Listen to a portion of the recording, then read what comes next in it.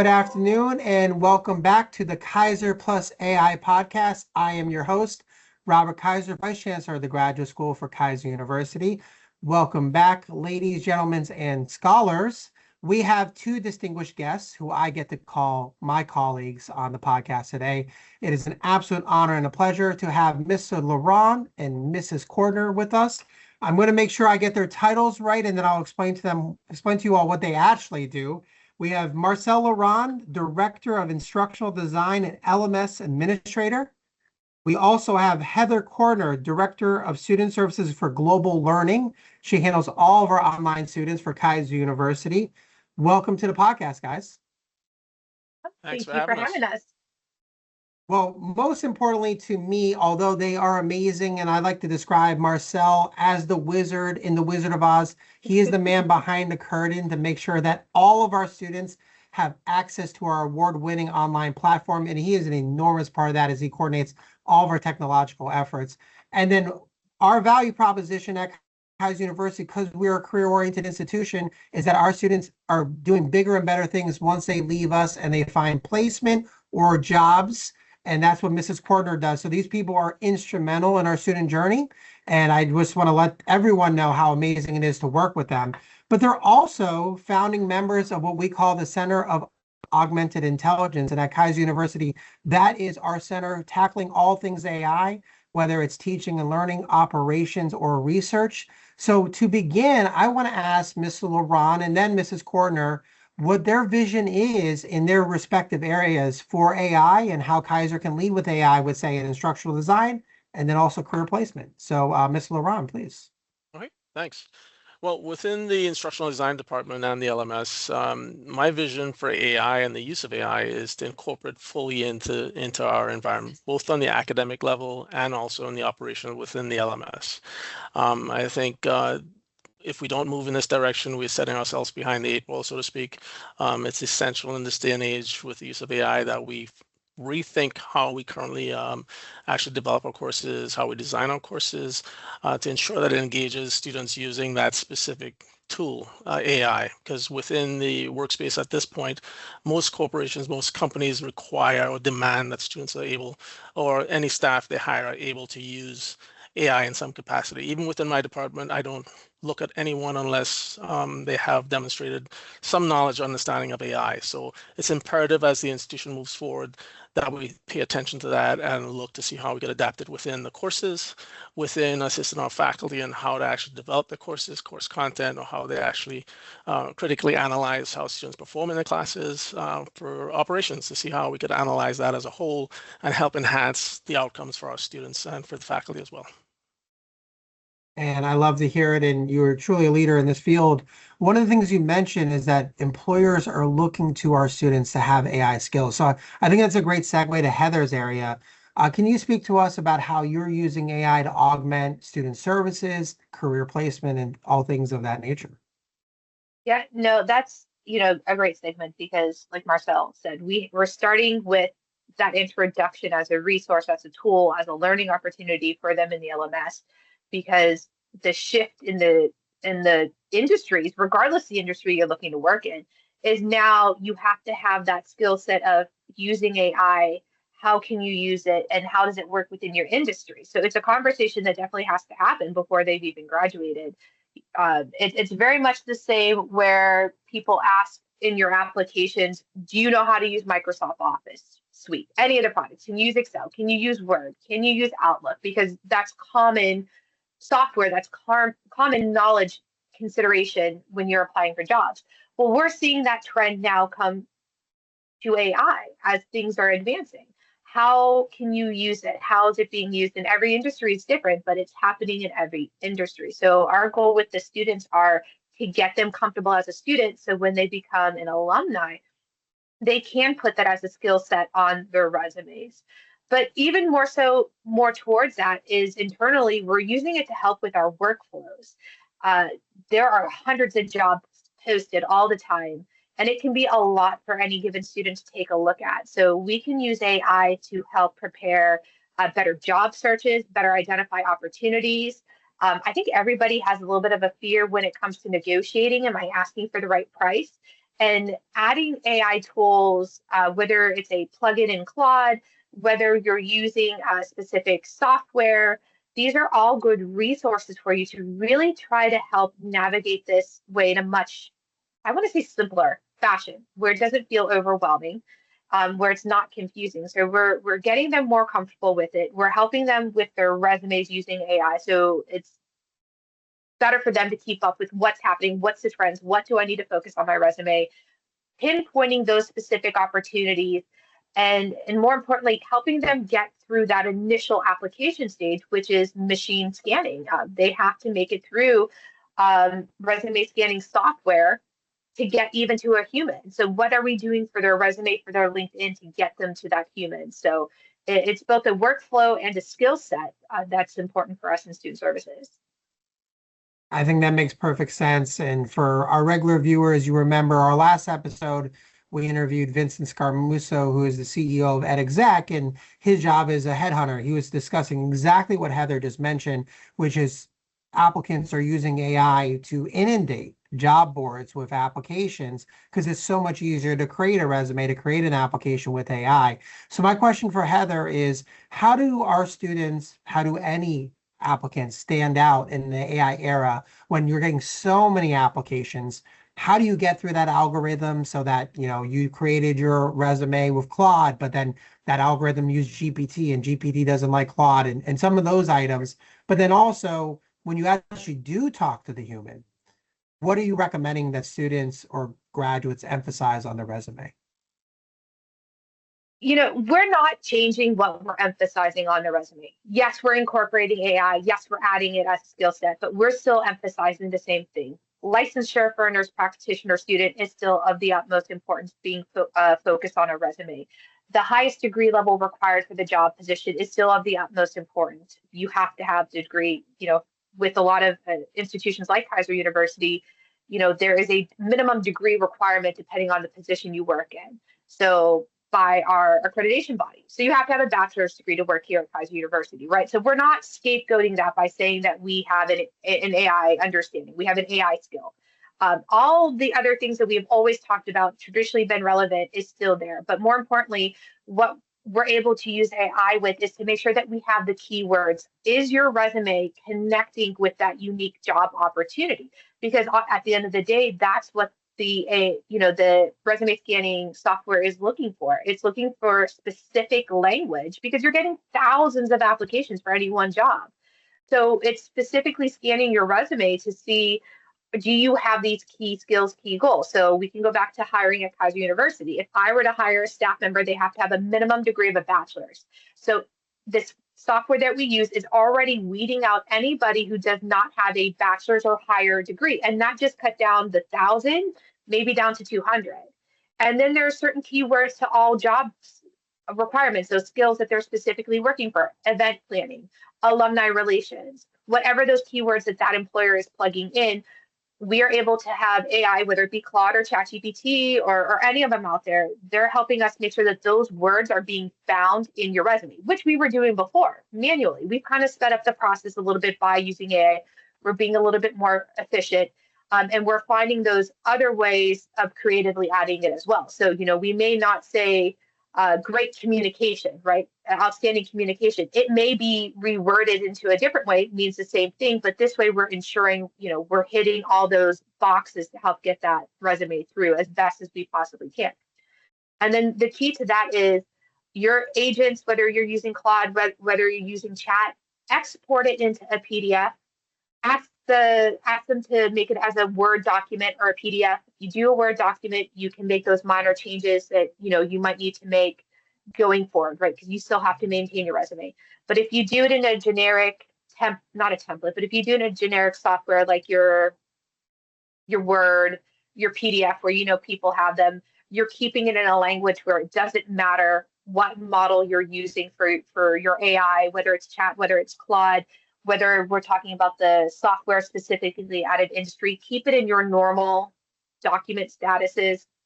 Word is always good. I prefer PDF personally, so that way it doesn't get edited accidentally. And you'll make it through every time. And you won't have to worry about the confusion from jumping from agent to agent. I think that's incredibly insightful. One of the things that I really loved, at least what I took from that incredibly thoughtful answer, was you're using AI as a tool to reduce some of the bandwidth concerns and some of the things you used to do manually, but you're not making our graduates into cyborgs. And that's a bit of a joke, but I think there's so much hype around AI that people sometimes over speak on AI, when in reality, their classical skills and the classical necessities of a resume are still the most important things. Like you mentioned, being licensed, having that patient care, bedside manner as a nurse, whatever it may be related to your profession, that's still what you want to emphasize. I think that's a great point to not get lost in all the hype. And yes, AI is important, but it's not everything. So I think that's great. To Mr. Laronde, I had to touch on this couple of items that AI is revolutionizing what she does on a regular basis. I know you see that more than anyone because you are so tech forward. Can you speak to us about what you see AI doing to change the online learning environment? Maybe you can touch on teaching and learning, even what you do for a living, instructional design. Right. I think we've seen it happen, and I think for me, I'll give you the long-term perspective on what I think is going to happen. And speaking with some of the technical people, both at OpenAI and Blackboard itself, I think we're going to have where we have these different connectors, MCPs and so forth, that where we have our LMS, our learning and like for Blackboard learning environment, we're going to have our student information system and so forth. It's going to afford us the ability to actually seamlessly connect these different data sets and be able to do much more powerful things. Like right now, as you know, we're in the mix with looking at an enterprise AI. So where we could actually incorporate something like this across the institution from students, faculty, staff, and then 5x or 10x what the staff and faculty do. So from the ID perspective, we could have an instructor easily build out a specific, if it's a new program they're looking at, if it's something they're trying to put together, they could save time on how long it takes to put together that specific syllabus and how they perceive that specific course will proceed. They gotta get help with the creation of rubrics and so forth for the course and make sure they align to the objectives, the goals for that course. So they could cut things down, and my IDs already do this, cut this time down significantly in getting that done. So time on task is gonna help us that way. So indirectly, it's gonna help us saving monetarily and so forth, because people are able to get these things done in a much more efficient manner. So I see that in the long term, we will have a much more seamless integration between these different platforms. From the student perspective, I think, as we talked about initially, it's going to be essential for us to adapt our programs and our courses to have students engage using that technology, AI, in a manner that's going to apply or align directly to the specific career path that we're seeking to help them get to, right? So if it's in nursing, our instructors are going to have to reevaluate how they actually create assignments and assessments for these students, because we can't just have someone write a paper anymore, right? As you know, that really doesn't assess anything. I've already seen articles of how students from a current generation is actually not as they cannot critically think as well as we did in the past, and it has a lot to do with them just being pushed information. So we have to try to figure out how to use that tool to then still reinforce the critical thinking and ensuring that whatever our programs are going to put forth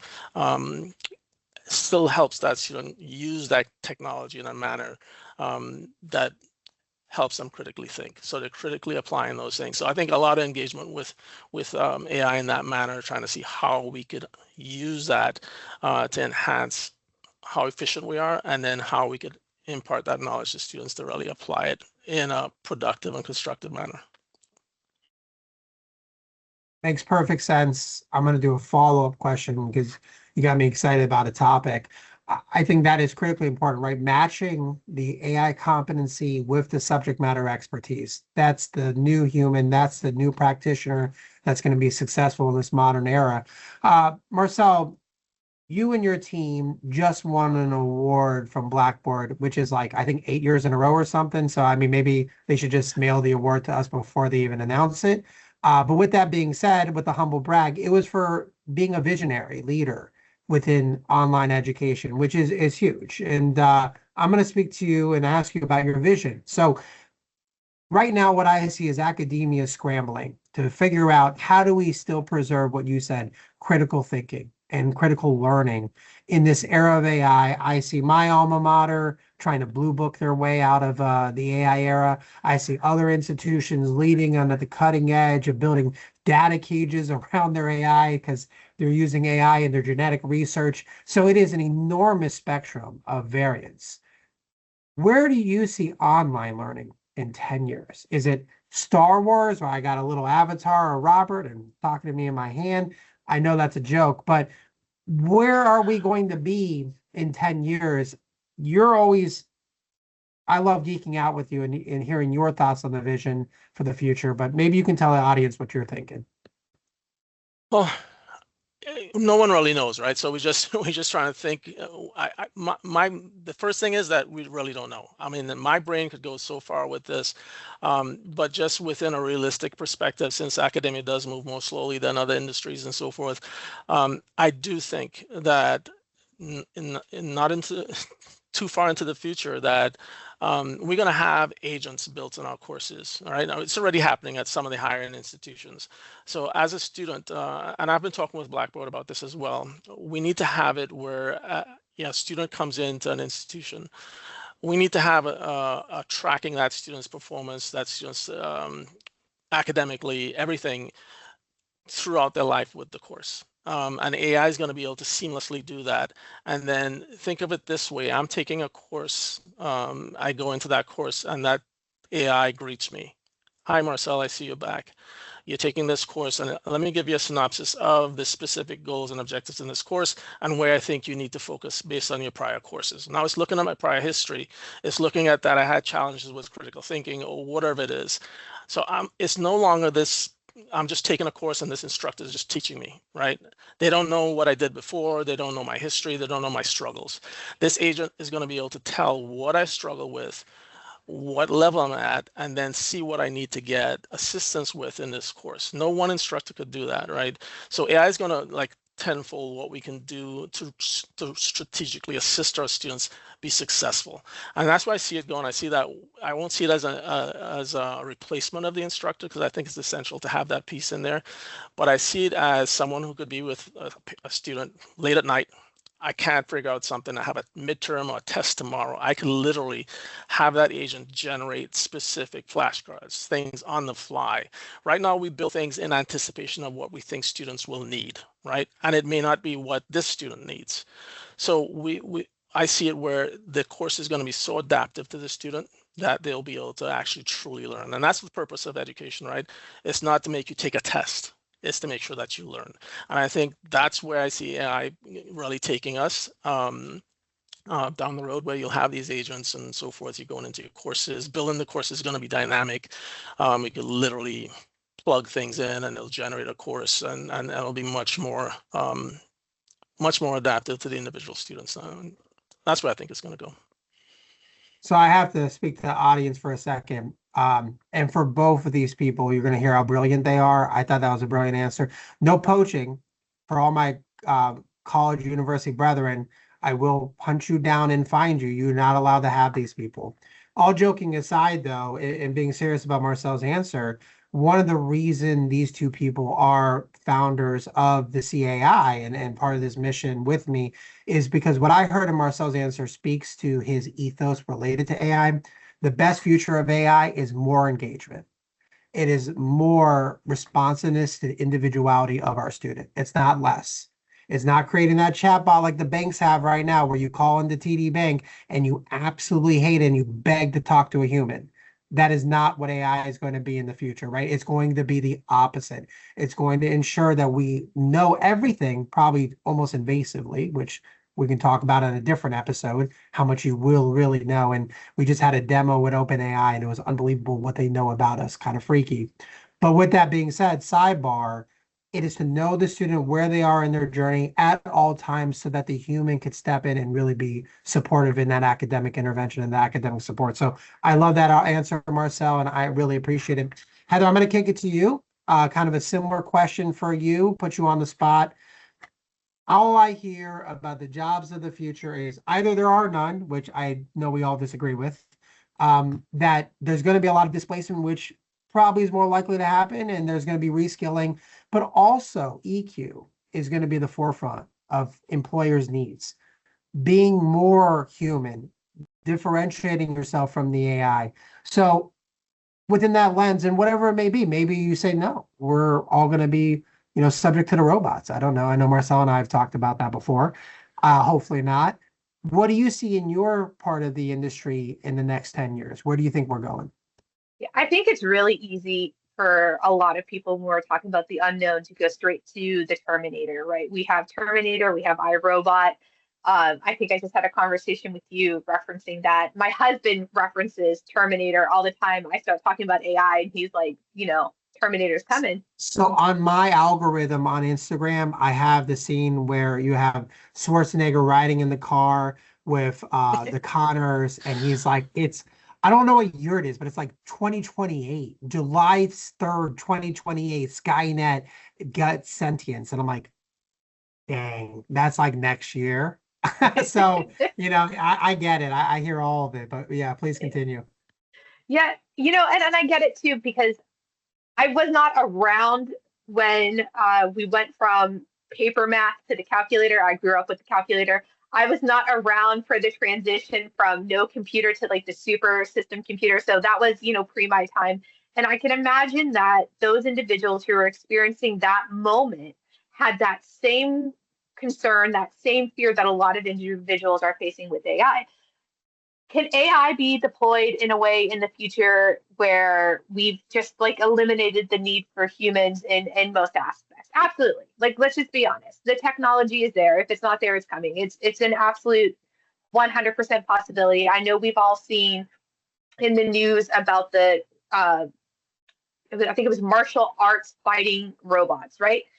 But the reality of it is, and interesting enough, a study was just published not even a month ago, where a lot of employers were looking towards this year, and in their heads with the rollout and the growth of AI, they were thinking that half of my employees are gone and I now have mostly automation. I have robots. And the reality of it is the actual jobs affected by that are very little. A lot of college graduates are fearful that those entry level jobs are gone. They're not gone. They've evolved. Just like we've evolved with the tools that we've been provided over the years, right? You're using stones to do math, and now we have a calculator that's even built in on your phone. You don't have to go buy the big expensive scientific one like I had to when I was in high school, and I'm not that far removed from high school, I swear. So with that being said, what does the job market actually look like? Is there going to be, if you will, an elimination of jobs? There's going to be a redefining of some jobs. There are some jobs that are just going to be more efficiently and more accurately done by AI. And I can hear the dean through the wall right now, but billing and coding is probably the best example right now, because a lot of employers have moved to get rid of the billing and coding department in their health system. They find that it's better for the AI to more accurately process it. However, it's created jobs, and I don't think we're speaking enough about that. The growth and demand for jobs like health information managers with the certifications has risen, because you still have to have a person reviewing that information. I think there's a lot of treatments out there that have multiple reasons for needing it. And depending on your insurance, that's going to change how you get billed for it, right? So you still have to have a person reviewing it. But more so, because we're eliminating these early entry things, we're getting rid of these tedious tasks that we were once assigned for that you had to hire for. You're now getting more to the person-on-person interaction. So you cannot scapegoat out of into an AI agent handling all of your human-to-human interaction. And that's where the EQ comes in. You still need to be able to engage like we're doing now. You still need to be able to have conversations. I've learned a lot about communication in the last 2 months working with you, Dr. Keiser, on some vibe coding, because my language was not effective enough to accomplish some of the tasks that I was assigned. I had to evolve my language. I had to be mindful of my communication and what I was trying to express. that's still going to follow through. And if anything, there's going to be a larger increased need for that, because you are going to get annoyed with those bots at the bank, and you're going to have a teller who can be like, I'm so sorry that was your experience, but I'm here now. Let's do this together. So you still have to have your bedside manner. You're not being replaced by a robot, maybe in 15 years from now, but not today, right? That's not today's reality. Yes, some jobs are evolving, they're changing, and you are going to have to upskill and continue that education to make sure you're not left behind in the knowledge gap. But we're not losing that creativity. And my new slogan is, when done right, it's a resource, not a replacement. And we need to stop leading with the word replacement before we use the word resource, because the reality of it is it's resource, not replacement. I love that. Great answer. Really, again, insightful, guys. Giving us a picture of the future. What are the skills going to be? What is the job workforce going to be? All at the same time, she does a humble flex about how young she is and being in leadership. So just want to say that. I mean, I'm not that old. I don't think, at least. You ask my daughters, I am ancient, but they are a bad reference point. I was not doing math with stones. We're going to have to fact check her on that. I'm not sure anyone ever did math with stones, but we'll get back to you guys on that one. So I'm going to have a little bit of fun here. They don't know, well, they didn't know I was going to ask them any of these questions. So this is all going to be fun for me. We are vibe coders, the three of us. We are vibe coding brethren. I don't know what sisterhood is, maybe sisterhood. But we're whatever we are, we're together. We're the three vibe coding friends. Now, I will say a little bit different, and I think this would be really good for the audience, because wherever you are, this podcast is going to give you a different perspective. If you're like, I'm still figuring out what the acronym AI means, hint, it's artificial intelligence. Like, that's okay. Like, this podcast will help you in your journey. If you're like Marcel, every time I talk to him, I check his wrist to make sure that he's not already robotic, because he's oozing information every time I'm learning and just pouring out wisdom, and he doesn't even know, just comes out of the pores, right?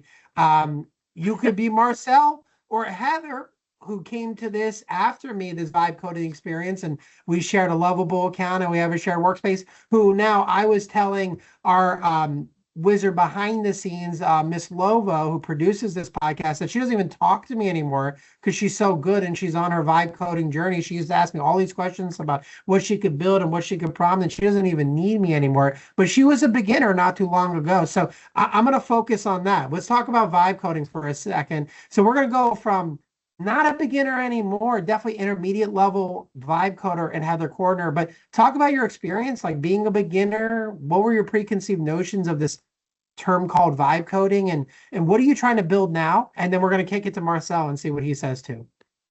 Yeah, I don't know that I can define vibe coding even now. But I mean, I think like most, I'm going to guess that I'm probably not too far off. I was thinking that for somebody to vibe code or be able to vibe code, you have to have this technical background. You still have to have a skill set, right? So you still have to have an expertise in your area. You still have to have a willingness to learn and explore and develop.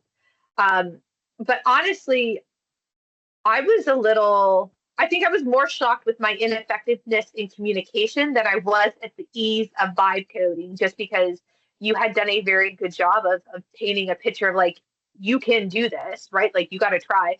The biggest thing I had to learn was clarity in my language. Because sometimes when you have like, I joke around sometimes that I have Heather speak, it makes sense to me. Does it make sense to others? But more so, you can dive down a rabbit hole that's an expensive rabbit hole if you're not clear in your communication. And that's true too, where you're pulling your information from. Like, it's very eye-opening in regards to communication, what's being communicated and how it's being communicated for me. I think I found that more fascinating than learning how to vibe code. But I've made a couple apps and I have a couple proposals out there.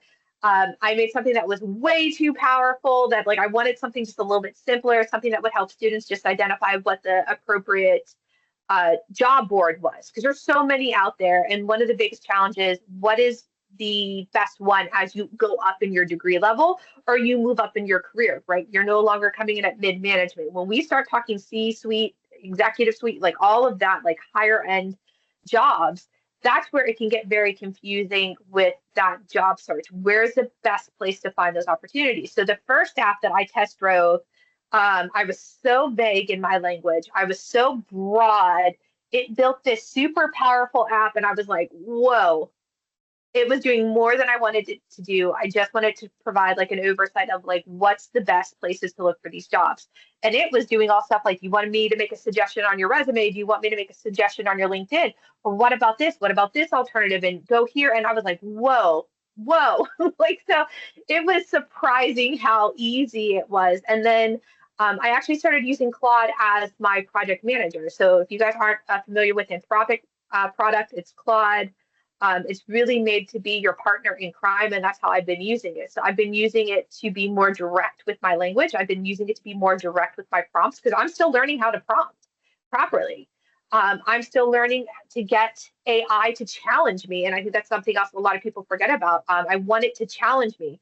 I don't want it to just be a positive, agreeable bot like they're built to be. I want it to challenge me. I want it to think on the other things that maybe I didn't think of because my mind is more on the end result than the middle result. So I've really refined how I've been vibe coding, and I'm finding that the flow is easier, that the products that I'm trying to produce, I'm really looking for workflow efficiencies. When you have as many students that I get to work with, and then you add in all the alumni and the fabulous staff, it can be very easy to feel like you're not accomplishing enough in a day. So how can we make a better workflow? How can we problem solve, right? Critical thinking. I have this problem. What's my solution? And it's not complaining to Dr. Keiser that I have a problem day in and day out. It's to find that solution. So the first app, I play with it on the side. I haven't done much with it. What I'm working on currently is I'm working on an app to help better identify local social services for distant learners.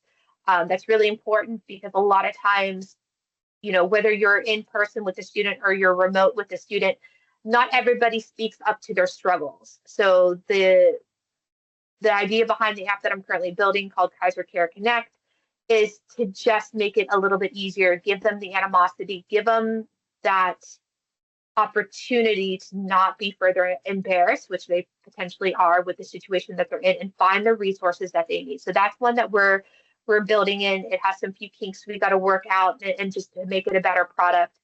I'm also, funny enough, working with Miss Lovo and Dr. Keiser to help them develop a tool for their social media presence. It's taking a multiple look at what's being posted on their social media, what's the engagement, how can we increase engagement, what can we learn from that, and how can we do better? What is it that the audience wants to see? And then even for Ms. Lover and Mr. Tadeo, how can they manage that? Because they're in demand. They are in demand for the skills that they have and what they can produce, like this podcast. So, you know, it gets probably overwhelming for them pretty easily. But also for student services, for my team, like I mentioned, we have a lot of students, even more alumni, a lot of faculty that we have the privilege of working with day in and day out. So how can we effectively manage our time, plan events, and kind of have it in a system that works for us? We have yet to find a project management system that does everything we need. It does piece here, it does a piece there, and then we're using a third thing for something else. And it's just honestly jumping between all these different project managers is just not efficient use of our time. So we're creating our own. We're creating one that's meant for us, thinks the way a student services team member would think, helps us prioritize and take a look at what needs to be prioritized, and to do so. And there's a couple other apps for some other departments in their workflow, but I think the one that I'm most excited about was one that Dr. Keiser developed with a lot of insight and architecture from one of our fellow student services director, Mr. Marshall from Fort Myers, and that's our commencement portal.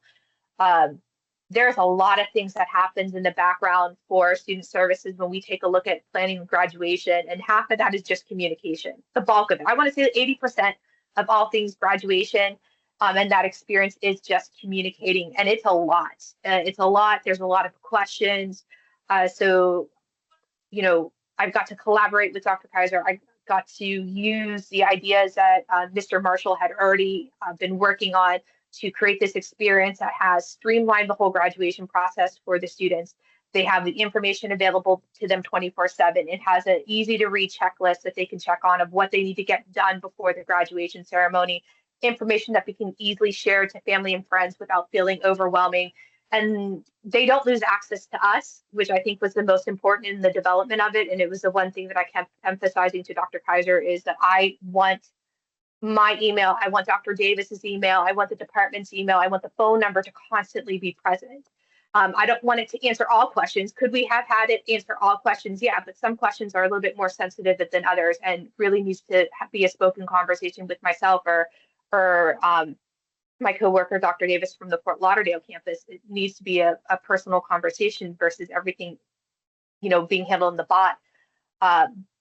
But the heavy lifting that it did for us was just like, I couldn't believe it. We're well over 13,000 unique interactions. I actually think it's a lot larger than that. We kind of had a little bit of a data loss that I'm not going to let Dr. Keiser forget about because I love my analytics.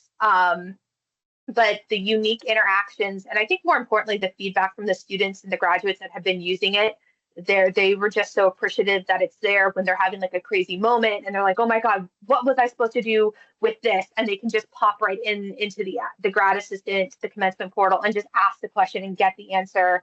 They don't have to make a phone call. They don't have to send an email. They're getting it when they need it and they can keep moving.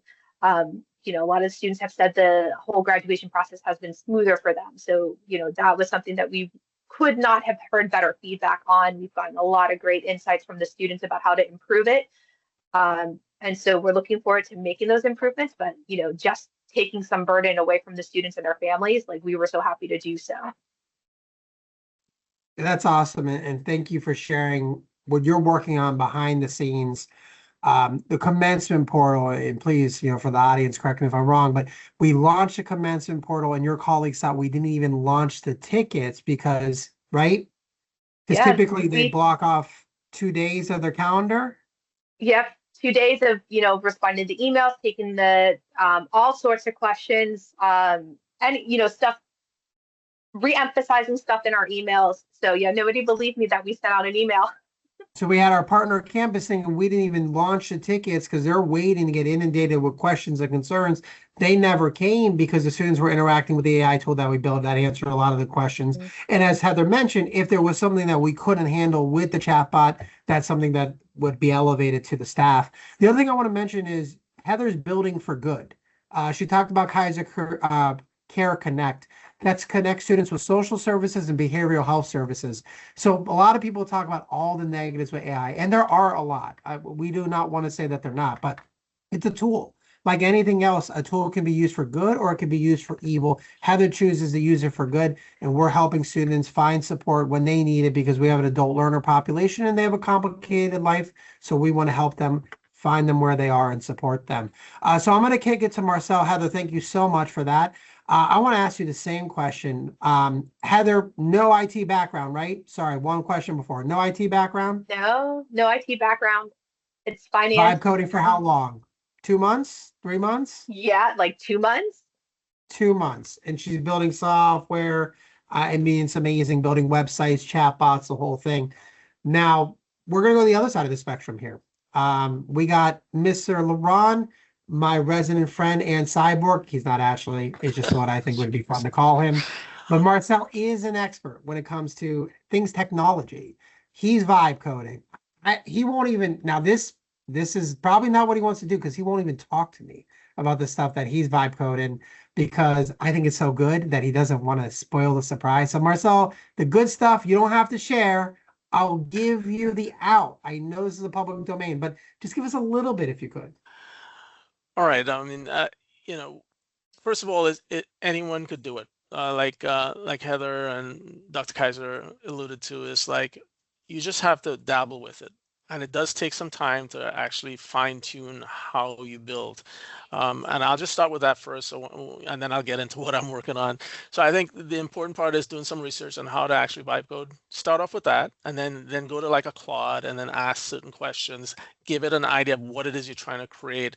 it will tell you how best to actually structure your prompts so that when you do go to vibe code it, it actually could, put that together. So you would just build that, work in Claude or whatever other agent you want to use, ChatGPT. Tell it what your vision is. What are you trying to do? And then ask other people, get input on what it is you're trying to do, and then slowly add that in, and it'll build out a nice layout on how you prompt that. And then you take that into whatever Perplexity or Lovable or whatever specific or Codex to build your app.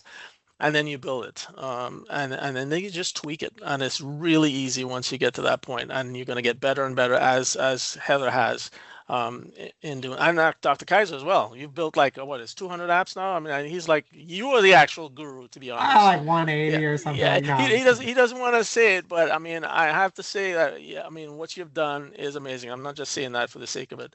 But the ones I've built and the way I'm trying to apply it is not just for the internal staff. Like I've used it for certain things within some of the operations tasks, simple stuff that I've done, which you can do as well, just simple VB scripts and generating stuff to manage reports or output. But a couple of the things I'll mention, one was a SOAP app. So in the nursing courses, they were trying to figure out how they could use a tool that would replicate what an actual nurse will use when she goes in to speak with a patient. So generally within most hospitals and so forth, they now use the AI agents, right? They record you as you speak and so forth, and then it generates a SOAP, what's called a SOAP report that they then submit on their end. So I created an app that does that. So they could just speak to it. It's done right within on the computer. It's not on a phone, but on the computer they could actually have a scenario where they could create a patient using in Blackboard we have something called it's an AI. So you could build an agent within Blackboard for a course, and you could create a certain persona for that specific patient, having certain ailments and so forth. Now that students could actually talk and engage or visually engage with that patient, and then the SOAP app is recording all those things, weight, things like that, and then after the completion of the patient assessment, it will generate that report, and then they could submit that as an assignment and things along those lines. Now the instructor could then look at that using a rubric and see if the student asked the right questions, what they did and so forth, looking at the report, if it has all the necessary data that they should have acquired from that patient. So I'm trying to see how we could apply using AI just like that within any scenario within a course. And you as an instructor, all of you, if you're instructors out there, you could look at it with that perspective as well. How you're the SMEs, the subject matter experts. How can I look at things I am doing in my courses and then 5x and how it's done, and actually using AI to apply that and engage your students. So you shouldn't be looking at having students just read text and so forth anymore. If there's anything that is applicable that you could actually have engagement and interaction, you could build those. You could literally build something that would allow that student to then get a real feel for what is out or what happens or how it's applied out in the field. So that's one of the apps that I built. Another one I built, I haven't released yet, is the Faculty Guru. So part of the challenge we have right now is we have resources different places, right? You have Blackboard help resources. You have stuff at our .edu site. We have our own resources for instructional design. So I built an app that would actually pull data from each one of those specific areas. And when you go into that app as an instructor, you'll be able to actually just type in what specifically you want to know when the terms start. You don't have to go to the .edu site, look up the catalog. It will just come back and tell you what the next start date is. Or if you want to learn something about Blackboard, how do I complete a specific activity in Blackboard? You don't have to go to help.blackboard.com or go to our specific resource or try to find it. You can just go to that one resource to try and find all those things that you need. I'm still tweaking it. I did send it off to some of the people in my team to test, and it's being vetted. So those are two apps that I've worked on. Another one that I'm thinking about working on with the instructional designers is to try and see how we could build an app to try and, when we're designing courses, to help instructors determine the association of time on task, right? Right now, I think a lot of times faculty and so forth just build content, and they don't necessarily take into account how long does it take to read a specific document, right? Students have this much time they're supposed to be putting in a 3 credit or 4 credit course per week. We need to start thinking about it from that perspective. and then designing the content that we expect the students to accomplish within that week in an appropriate fashion, right? So I'm dabbling with thinking through how to develop that so that once they create the syllabus, they could kind of look at that, and then the AI could ascertain what they could do and so forth, and what kinds of assignments they could do to help with based on that syllabus that's put in. So that's one of the things I'm trying to map out to figure out how I could build it. But again, the thing here is for all of you to realize anyone could become a vibe coder. The tool is limitless as to what you can achieve. What I think is important is for you to think about what pain points do I have, what challenges do I have, and how could I potentially use AI to alleviate those or help expedite some of the processes you do. So just go to Claude, just go to ChatGPT, ask it, is there any way I could do something to help with a problem I have? And could I create an app, or could I create something to do or resolve this issue? And it'll come back and give you something, and you can just build on it. So just go dabble, just start dabbling. Is a powerful tool. And again, as Dr. Keiser said, it can be used for good and it can be used for bad. It's here to stay though. That's the key thing. So how do we use it? How do we become knowledgeable about this tool and see how we could actually apply it? I think that's essential for everyone. If you're not doing that, then you're behind the 8 ball. I think you're so right. And thank you for your transparency. Actually, I learned things that I didn't know Marcel was working on. So that was actually very cool for me as well. I'm going to ask one more question of our distinguished panelists today, and then I'm going to end the hostage situation. Good for the audience, but even better for Marcel and Heather. Marcel, you kind of touched on my last question, but in maybe a sentence or two, if you could tell the audience something you want them to think about regarding AI, what would it be? I guess my thing would be, if I don't start interacting and using AI and understanding it thoroughly, where do I think I'll be in the next 2 to 3 years? Oh, I love it. And I love the cliffhanger. We're not going to answer that because it's a whole podcast in itself. Yep. That's amazing. Heather, I'm sorry. That's a tough act to follow. You got a sentence or two, something thought-provoking you want the audience to think about regarding AI. Yeah, no, I like that one. That was a good one, Marcel. I'm impressed. You know what? I'm going to go back to my shtick. I'm going to go back to my slogan. It's a resource, not a replacement. So you need to get your R's right, or like Marcel said, where will you be if you don't figure it out now? So resource, get your R's right. It's a resource, not a replacement. If you don't get that, you will be left behind. I mean, unfortunately, that's what we're talking about right now. And I couldn't agree with both of you more. Whether you like it or you hate it, it's inevitable. And you're going to have to harness the technology of our time.